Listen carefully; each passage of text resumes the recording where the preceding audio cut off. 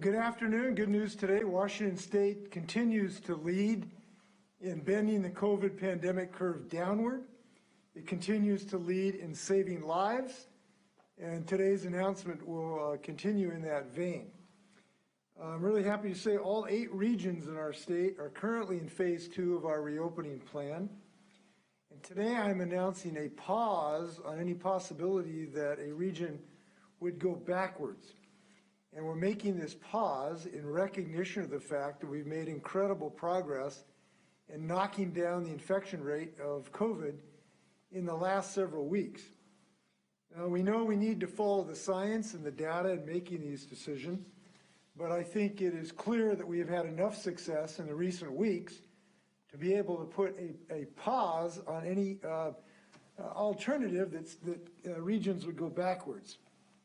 So that's what we are doing today. I'm happy to do that.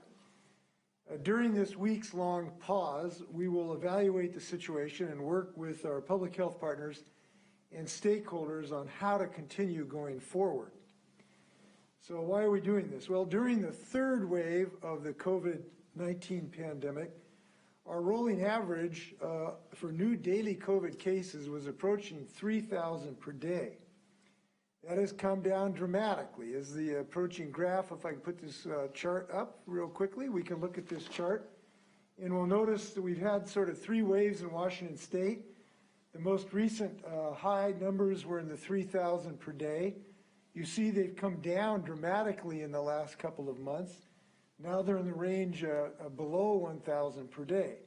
So this has been a very significant reduction in cases in our state. And I want to credit Washingtonians for what everybody's been doing. And wearing masks and being safe is the reason we're knocking these numbers down. We acted, and the reason we acted is because our state was struggling under those very high numbers. And given that unprecedented level that we had in December, we had to design our reopening plan so that it was very sensitive to the potential that COVID would come springing back. But under our current data trends and the progress we've made to knock down this 3rd wave, they've told us that we don't need this really hair trigger circuit breaker, if you will. And so I'm really happy about being able to announce this today. Now, we know that despite this good news, we need to remain very cautious. We're able to do more activities today. We know that over 1 million Washingtonians have now had the vaccination. We are finding an increase in circumstances, the ability to return safely of our children to school, to on-site education. I want to thank educators for their really hard work they're doing in collaboration that it takes to be able to do this with everybody in the community. So this is promising news for millions who are now ready to get back towards a life that we know before the pandemic swamped us. But we cannot let our guard down when we are so close to a potential victory. We have to continue to follow the science, continue to do the things that we know that work: face covering, distancing, and good basic hygiene. Now, we also have to remember, I know people are aware of this, of the variants that are now in our state. We have confirmed the presence of several variants in our state, some of which have increased possibility of transmission. So we need to be mindful working with our health scientists going forward. We ought to be both confident and cautious at the same time. And if we do that, we can look forward to better days ahead. So obviously there's a question of when we could move our state forward through another phase. It's a good question, and right now we will be answering that question in the next several weeks as we listen to people in the community, as we listen to local elected officials, local health, public health issues, workers and businesses, and particularly as we look at the development of the science around these variants. It's very intriguing that every single day we're getting more information about these variants, and importantly, the ability of our vaccines to prevent transmission, and importantly, ultimately, to prevent hospitalization and deaths. There's some good news on this, that in the last several days, internationally, we have received increasing scientific information that the vaccines are effective to prevent hospitalization and deaths, even against these variants. But we need to continue to monitor that science in the upcoming weeks. So the science is coming in, and now we've had major progress on our vaccination effort. For the first time the other day, we did over 45,000 vaccinations in one day, which was essentially our goal. We wanted to demonstrate capacity to do 45,000 vaccinations a day. We have met that goal. Now we need the dosages to continue to come in to be able to do these vaccinations. As these doses continue to increase, we think we will increase an average fairly rapidly to that goal. And now we're also on the verge, as you know, of having another vaccine approved, the Johnson & Johnson vaccine. There's a possibility it could be available as early the following week. So there is plenty to be excited about the ability to get vaccinations. And we know people are both eager and frustrated because we still don't have 5 million vaccines available tomorrow morning. But the numbers are really improving. And ultimately, our decision about phases will follow our continuing progress in this regard. I want to thank the Biden administration for some of their work, too. We're pleased that the administration continues to increase our supply. Last week, the Biden administration's allocation to the states increased by 13.5%. They now have had a 57% increase since the administration took office. That's really rapid progress. This will increase by another 1 million doses for all states, tribes, and territories this week, pushing the total weekly allocation nationally to 14.5 million doses. So 1,000 more Washingtonians are getting vaccinated every day, and we have capacity today to do many times more than the doses we're actually getting today. So we need this supply to catch up, but it is coming up. I also want to thank President Biden for canceling the so-called anarchist cities measure. The last decision in September really was a brazen election year politics. That's all it was, and it's good to get that in our rearview mirror. We are continuing to work some of the issues we have to make sure this program is efficient as possible. We've had some concerns of a county or two about the amount of Pfizer vaccine they're getting. I'm told our Department of Health is working with local health departments and providers in these counties to be able to use the Pfizer vaccine in more counties, because we currently have more Pfizer first doses than Moderna first doses. And thankfully, just within the last few minutes, the federal government has allowed the Pfizer product to be used at lesser cold temperatures, and this should increase the ability of some of these counties to use the Pfizer product. So those two things together we think are going to help some of these counties. But in the interim, we're working to connect these counties with suppliers that could actually provide the cold storage facilities. So that's really good news on the Pfizer front. Other good news, the George Bush Monument. We're going to soon have a monument to Washington's first known black resident. And that's the George Bush tree that we'll have on our Capitol campus. As we know, Mr. Bush was born in Pennsylvania in the late 1700s. He settled in Missouri in 1844, came out on the Oregon Trail to Washington. His family arrived in Oregon. They encountered discriminatory exclusion laws that created a hostile environment for free black people. So they went north of the Columbia River and settled what is now Thurston County.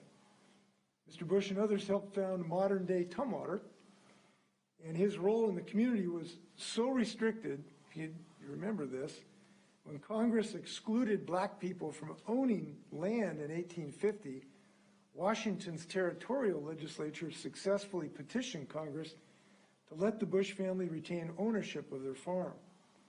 And Bush's son, William Owen, was later elected as the first black legislator in Washington state. So our state's had a long history of trying to bend the arc of the moral universe forward. William Owen has been credited with helping establish Washington State University. So this monument is going to be located near the Bush butternut tree. And this was a tree that was cultivated from a tree that George Bush brought to Washington and planted in Tumwater. It's an amazing story of leadership and courage that I hope more people will be aware of when they visit our capital. I hope other folks are finding other ways to celebrate Black History Month, and there's a lot of ways to do that from our great story in the state of Washington. A word on current legislation. I'd like to address Senate Bill 5010. This is a joint request from myself and Insurance Commissioner Mike Kreidler. It sought to remove credit scores from the process of determining people's insurance rates that they pay. And that practice needed to stop and needs to stop because it is both unfair and discriminatory to people based on their color. The bill was ultimately, unfortunately, changed drastically. It's been watered down to the point where its impact would be quite minimal. The current version only prohibits the use of credit scores in determining increased rates over the next 3 years. And the use of someone's credit score in determining insurance rates and premiums we know is discriminatory. It should be outlawed, period. So I am requesting the legislature to revert the bill back to its appropriate, fair, and effective version as it was introduced, and I hope they will move in that direction. With that, I would be happy to stand for your questions. First question comes from Rachel with AP. Governor, you mentioned that details on phase 3 will come in the next several weeks as you talk to affected groups, but why hasn't there already been a general outline that could be refined during the process that you're talking about so that people and businesses can just have a sense of what to plan for, even if it's a bit down the road? Well, we need information to be able to do that in an effective way. We want to give people the truth. We want to give people as much predictability as we can provide them. We know how important that is to businesses and everyone else. But it would not serve their purpose to give them a plan that later didn't come to pass. So we need to do what we have done so successfully in this state, which is to look at the science of the variants that can be considerably more dangerous than the ones we've had experience with. We need to listen to business owners about what versions of their operations can be effective. We need to listen about what people have done already and how successful it has been. We need to listen to some other jurisdictions on things they've done. For instance, I got a call the other day from folks who are interested in pro sports. You know, can we open up more, maximum limits of people going to games? Well, we need to look at what people have done and what has worked. And that's going to take a period of time. So we're trying to be entirely transparent and honest with people, and we'll do that as soon as we possibly can. But I will tell you, I'm glad we're moving forward. That's the direction we're going. Next question comes from Joe with the Seattle Times. Governor, public health programs have suffered resource shortages for about 20 years now since the loss of MBET funding. The legislators have largely ignored those problems for the last 2 decades. And your budgets in recent years haven't put many more resources into those programs, and we've got a pandemic now where you have local public health jurisdictions short on the resources to help people out in low population regions. You've had the State Department of Health struggle on several fronts, including maintaining their data systems to manage the pandemic. Are you committed to signing a budget that provides substantial increases for public health, even if your proposal and other proposals for dedicated funding don't pass the legislature this year? Yeah, I'm confident we're going to have increases for public health. One way or another, I'm confident that we will achieve that for obvious reasons. Next question comes from Essex with Cairo 7. Yes, Governor, you mentioned that it would take several weeks to continue evaluating the situation before phase 3. Right now, it's the end of February. Does that mean we will not reach phase 3 until at least the end of March? Well, not necessarily. It could be earlier than that. If we get some very clarity on the variants, if we get further clarity on the ability of the vaccines to knock out the variants, that could happen before then. If we find a consensus across the state about how to have business openings under certain conditions, it could be before that. This has been a challenge for us, for the last year of not having all the information we'd like to have. But we generally have been making some, I believe, decisions that have been effective in saving lives and in rebuilding our economy, which we're doing now. And I think as long as we continue to hew to that course, we will have continued success. Next question comes from Laurel with the Spokesman Review. Hi, Governor. I'm wondering if the metrics and the data that you've been using, will that continue to be updated as you're reevaluating these phases and thinking about moving forward?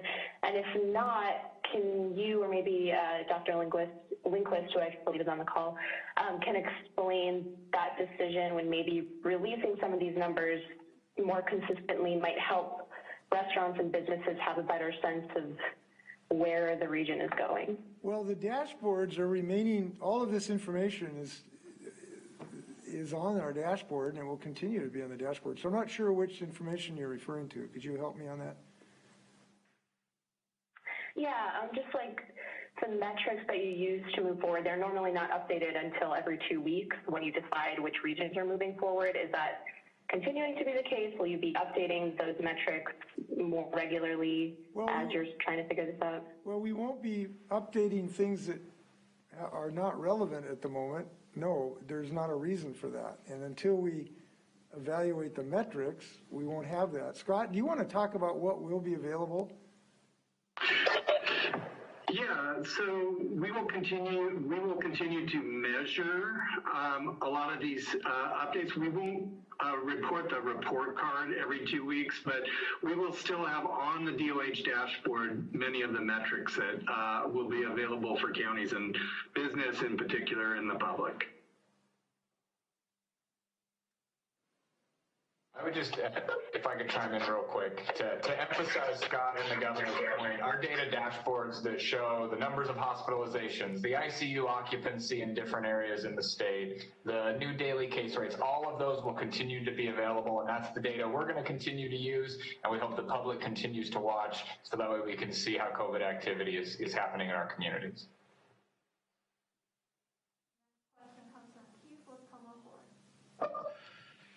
Governor, last time you took the advice of the restaurants and opened up on Valentine's Day, they recommend you possibly changing phase 2 to include restaurants going up to 50%. Would you consider that advice? Certainly. We will be talking to the restaurants. We will be looking at the variant science. We will be looking at the information that's coming in about the vaccines. We will be looking at the ability to have doses that we need. We're going to be looking at all those things, and certainly we'll be talking to the restaurants as well. Next question comes from Sarah with McClatchy. This question actually leads well into mine. I'm curious if you can get more specific about what the work will look like in the coming weeks as you design future phases. So if you could name, what groups you'll be meeting with, if there will be any sort of public engagement process, just as specific as you can get there. Well, at 8 o'clock tomorrow morning, I will look at the epidemiological chart. I'll probably do that before I have my slice of toast. At 8:30, I'll call Nick and say, Nick, I'm pretty impressed with the information we got. What else are we doing? At 9 o'clock, I'll call Molly, and Molly will vector me in from a call that we just received from a county that had an issue. At 9:15, I'll call that county and say, is there any way we can help you out? At 9:30, I'll call Dr. Shaw, et cetera, et cetera, et cetera. I don't know how to specific to be. We will be talking to everybody that we can find on the planet Earth to help us answer these questions. The questions we will ask people are, what is the new science of the variants? What information do you have? We have some tremendous sources of information in Washington State about that. We have some of the best epidemiologists and geneticists in the world, literally. We talk to the Institute for Disease Modeling once a week. We had a good briefing from them yesterday, and we continually update that information. We will be talking to epidemiologists, including Scott, who does a great job, and some others from across the country who have more information about this. We will be reviewing on a daily basis the scientific information. And that when I say we, that includes me. I read some of the information that's coming in the New England Journal of Medicine or the Lancet or WHO, and I read that on a daily basis. Now that's kind of on the variants. I also look on a daily basis at the science about the efficaciousness of the vaccine against specific varieties. So on a daily basis, I look at the information that has come back about what percentage reduction in transmittability has been shown, for instance, in Scotland. So 2 days ago, I looked at the information from Scotland about how much transmission had been reduced with their particular vaccine, and it had tremendous result. It was extremely exciting.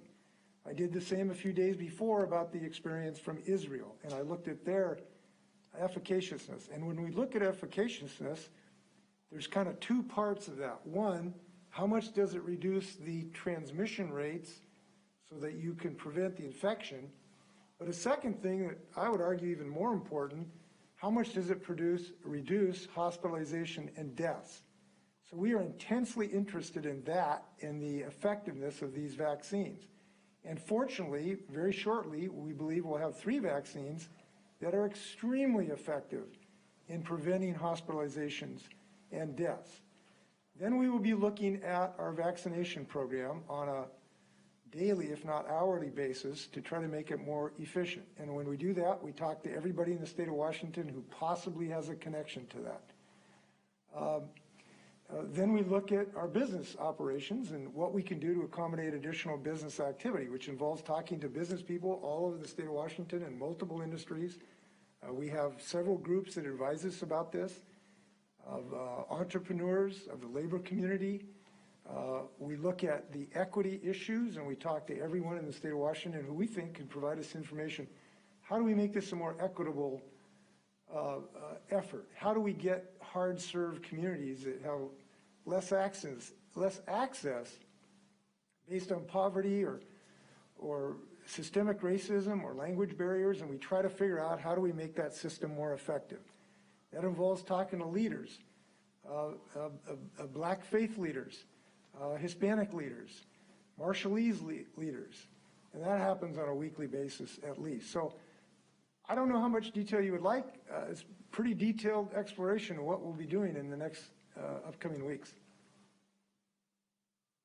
And if I can just build a little bit more on the governor's answer, a couple of the groups that we will certainly be talking to are the local health officers in each one of the counties to learn more about how the disease activity is shaping up in each of their communities and what they think are the appropriate next steps for us moving forward, considering the variants and the vaccine, as the governor mentioned. Also making sure that we check in and touch base with mayors, county commissioners, and other local elected officials so that way they have an opportunity to share from their perspective how the next steps going forward can consider all of the data that the governor mentioned and how we can move to the next steps in our reopening plan, in addition to all the members of the business community, the labor community, and other members of the public, so that way we can have a plan that is inclusive and considerate of everybody's feedback and input.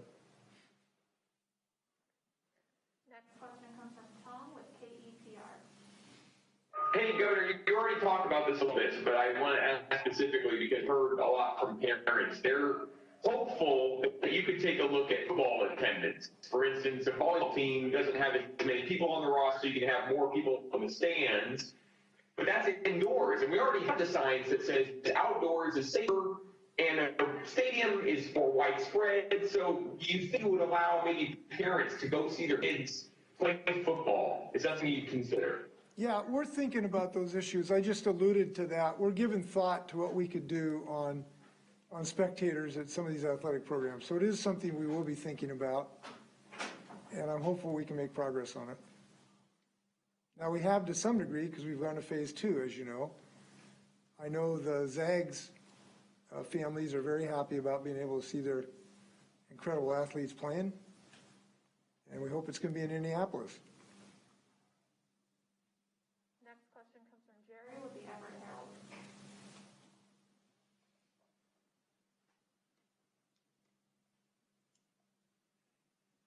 Jerry, are you with us? Hello, Governor. Earlier today, the state Supreme Court threw out a state law regarding the drug possession and essentially legalized possession of drugs in the state. I wondered what you can share from the Department of Corrections or others who have looked into that, and how many inmates could be released from correctional facilities as a result of this decision, and whether you support or want the legislature to bring you a law that would allow and restore a way for law enforcement to arrest someone for drug possession or not. I just heard about this decision about 40 minutes ago, so I can't give you a lot of answers to those questions. I do think it's going to be something legislators will be interested in. And now that they've made this decision, there's probably ways to amend the decision to include a mens rea or a knowledge base into our statutes. And I'll be talking to legislators about that. So that's about what I can share with you right now. By the way, I just don't have any ideas now about the number of people that could be affected. I haven't had a chance to look at that yet. We'll get you that as soon as we can. Next question comes from Jenny with KOIN.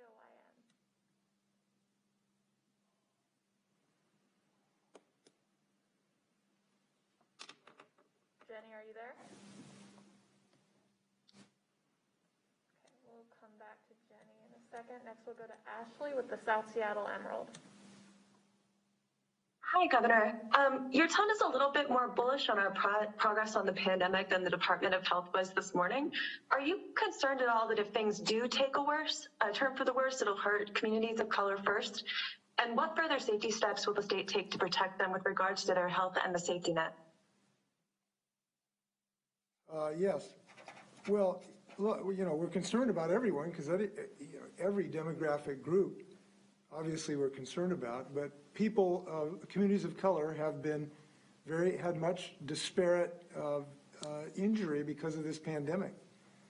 The Hispanic community is about 13% of the population, and I think they represent about 30% of the infections. The Black community has some disparities. I don't think it's that great between the portion of their demographics and the infection.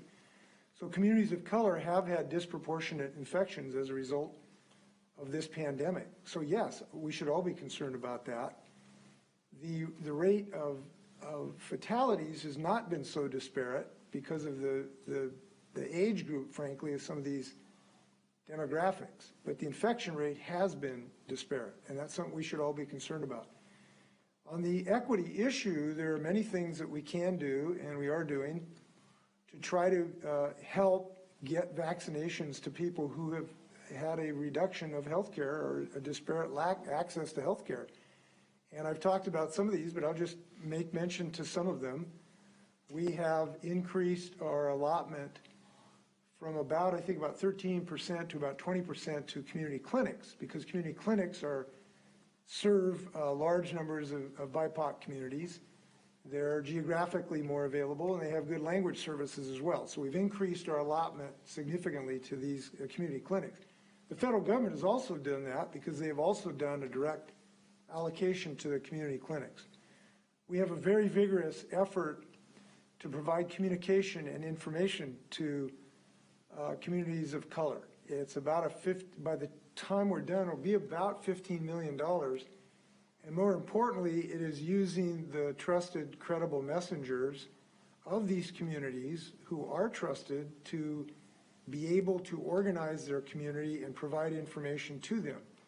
That's important generally just to know how to get access to vaccine, but it's also important because there is apparent greater reluctance to get the vaccine in some BIPOC communities because of the Tuskegee experiment and general lack in trust of government agencies. So that's an important aspect of this. We are also working to give people who are not quite as either computer literate or have access to get appointments. So at our mass vaccination sites, we are making sure that I think about 20% of the appointments are done just by phone. So it makes sure that people who work by phone rather than computer have some access to get these, these appointments that I know everybody's frustrated about. So those are some of the things we're doing. I know we can do more, and we're going to need to do more, and I'll tell you why. Because so far, our distribution has been relatively the same as the demographics. So the portion of the eligible population who are Hispanic is about 3.7%. And Hispanic folks have got about 2.7%. So it's very close to the dosages. So that's pretty close right now. But as we move to different phases and we have younger people, and it's a relatively young population of this community, we're going to have to increase the accessibility of the vaccine to this community. So what my point is, things might be looking relatively well at the moment, but we got to make sure we keep our eye on the ball in this. In the black community represents about 2.1% of the eligible population, and they've received about 2.7% of the vaccine. Again, that looks relatively fair, if you will, but going forward, we have to continue to increase our efforts. By the way, I should mention language barriers too. Language barriers are something we're very concerned about. We're doing our ad campaign in 32 languages, and we've engaged probably a couple dozen local organizations of multiple communities to be able to provide information to people. Next question comes from Patrick with WNBA.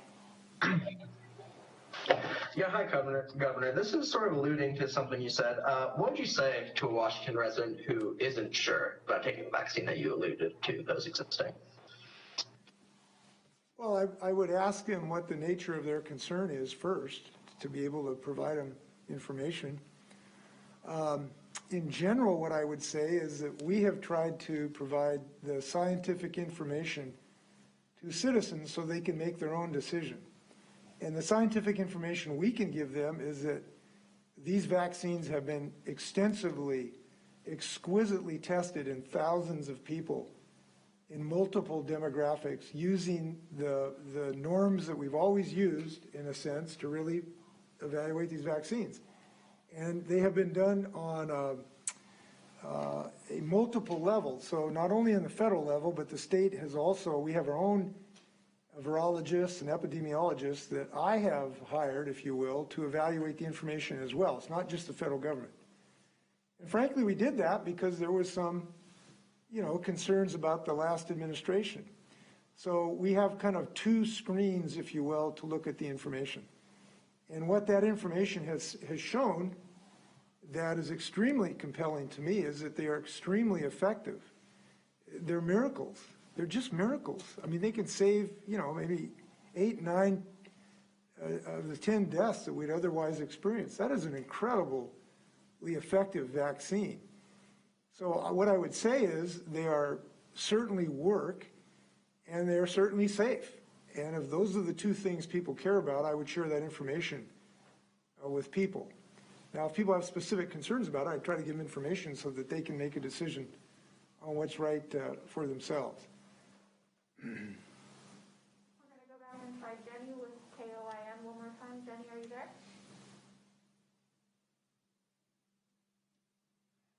Well, there is one other thing if I can add as far as people's reluctance. We can understand reluctance. These are new, but I think what's going to happen as the weeks and months go by, as people see their neighbors and their coworkers and their relatives getting the vaccination and having a good result and not getting sick and not having some adverse event, that's going to be the most compelling evidence for people. And I do believe as time goes on, the number of people who will be confident in the vaccine, I believe, is going to increase significantly as we see people around us having success with the vaccine. That's ultimately the most persuasive information that we humans work on. We have time for a few more questions. Next one comes from Paige with KUOW. Hi there. I'm seeing that about 95.7% of our population are now vaccinated. And I'm wondering with possibly the Johnson & Johnson vaccine coming online, if that's going to change your estimate of when we could reach herd immunity, or when you think we might be able to reach that in Washington. Well, it will be faster. We can be confident of that. I really don't have a precise enough, calendar to give you how much it will be faster. But they are significant productions. We will get potentially up to about 60,000 doses in the first week of the J&J vaccine. So that is not an insignificant amount to add.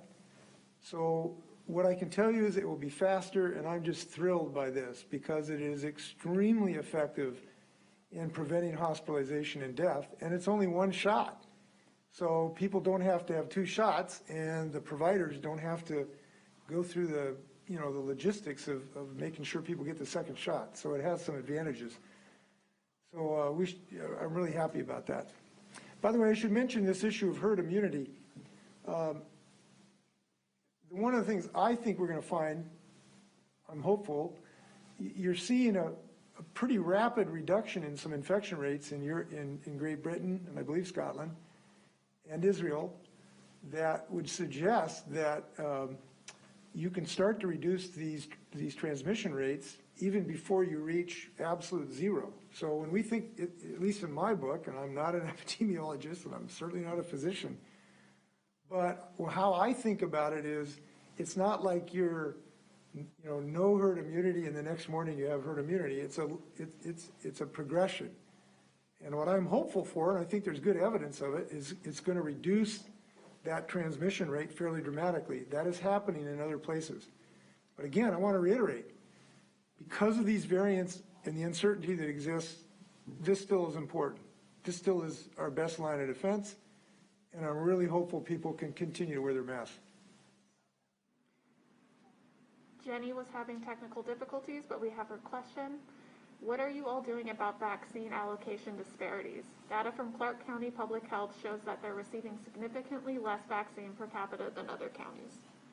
Yeah, well, first off, I've talked to the Department of Health, and they're trying to figure out a way to solve this problem. There's apparently a problem that the county didn't feel they were equipped to receive the Pfizer, as I understand it, vaccine, which required, up till now, a very cold chain storage system. And because people were not equipped to accept or would not accept that vaccine, this has been an issue. So we have tried to help the county by getting them more storage facilities, but because that was a problem for them, the state didn't have as many Pfizer available because we had to give some of the providers Moderna for the second dose because they'd use some of their dosages for their first doses. And obviously we had to get people doses so it didn't go to waste. So in long and short of it, as I think improvements are going to be made, there's an effort to try to be as fair as possible on this.